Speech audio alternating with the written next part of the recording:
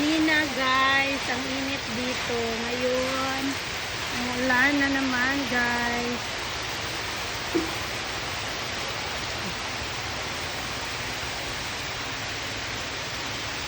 It's raining. Nagtubig na naman dito.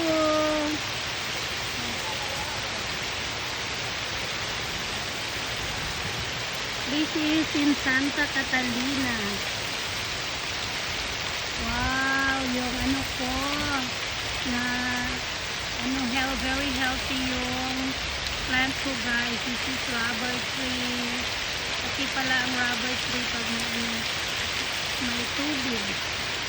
So, dito tayo ngayon sa Kubo.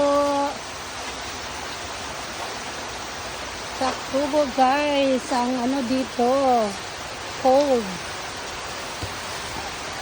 Ang ginaw dito guys.